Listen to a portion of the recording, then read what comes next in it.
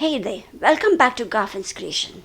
Today, let's make some puff pastry dough just using butter so that you can make, store and use it whenever you want to.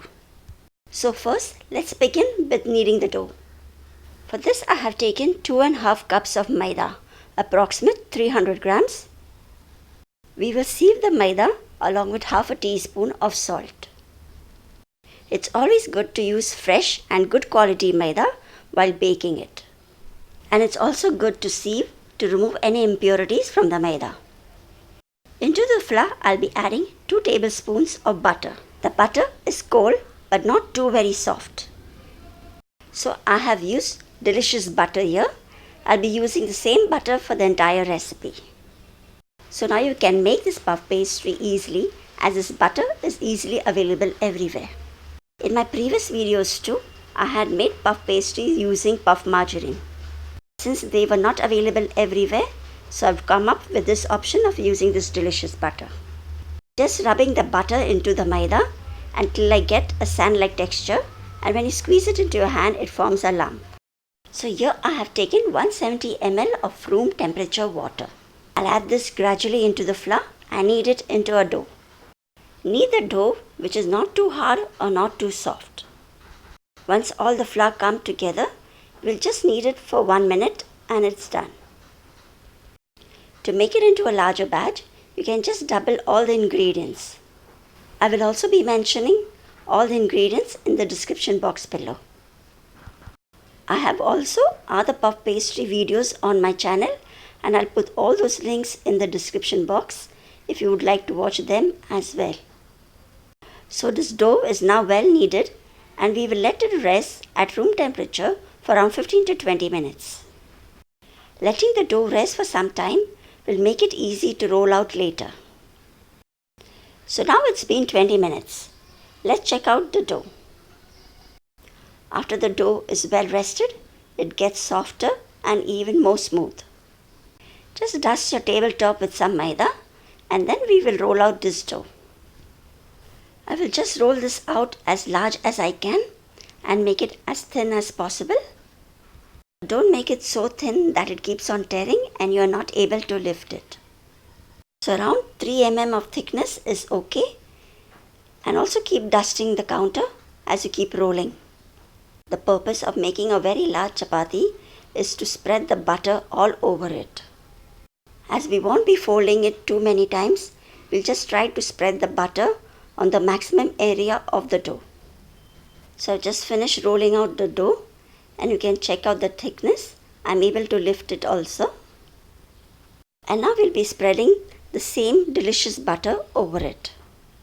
I have taken around 80 grams of butter and the butter here again is cold but I'll be able to spread it. The butter should be okay enough so that you are able to spread. Don't take very melted butter or not too very hard butter. It should be chill enough to spread as well. I'll just apply this with my hands.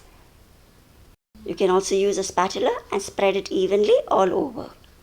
Using delicious butter is more comfortable as compared to using other tabletop butters which melts easily. So I'll just get in both the sides of the dough towards the center over each other.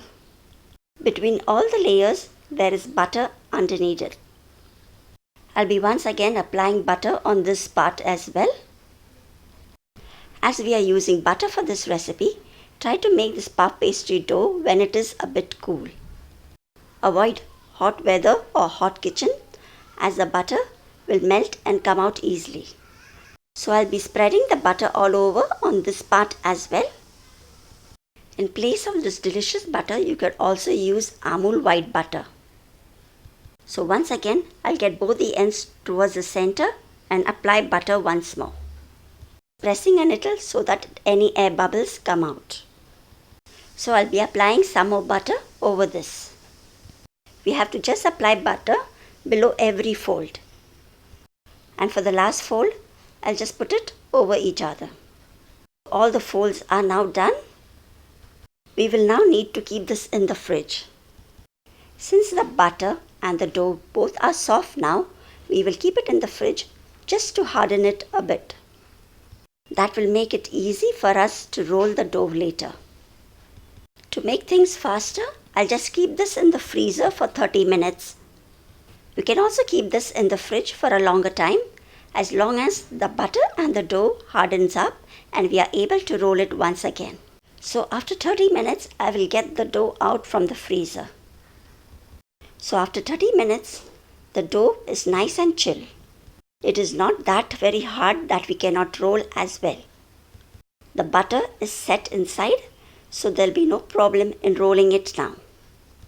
The main purpose of keeping the dough in the fridge is to let the butter set and not ooze out once we roll it and cut it into pieces. All we have to do is now just roll it into a large rectangle and cut it into pieces. If you're looking out for more layers, you can just keep on rolling this into a rectangle and folding it 2-3 times. In that way, you'll even get even more layers.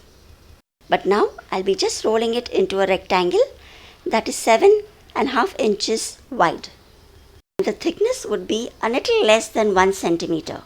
That is around 7 to 8 mm in thickness. Before cutting out the pieces, I'll be just cutting the 4 sides of the rectangle. So after trimming out the sides, you'll get a width of 7 inches. Next, let's do some markings.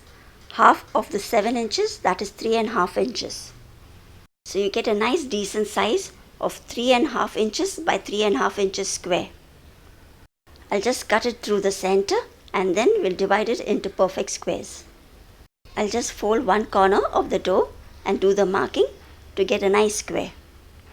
So now we have a 3.5 inches by 3.5 inches square pieces. You can, however, cut it into any size of your choice. So now just keep cutting all the pieces in the same way. And you can also check out the thickness. Do not roll the dough too very thin. For maximum layers, it's better to leave it a bit thick. So a little lesser than 1 centimeter or 1/4 of an inch is also fine. Also, while rolling the dough, at any point of time you feel that the butter is oozing out, just pack the dough and put it back into the freezer for some time.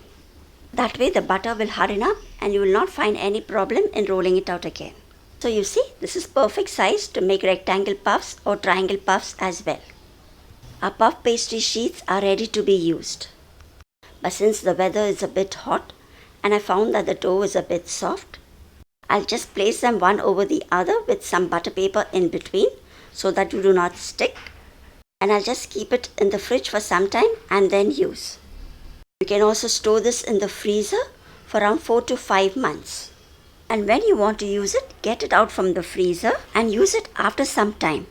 It should not be very hard, but see to it that it doesn't become too very soft.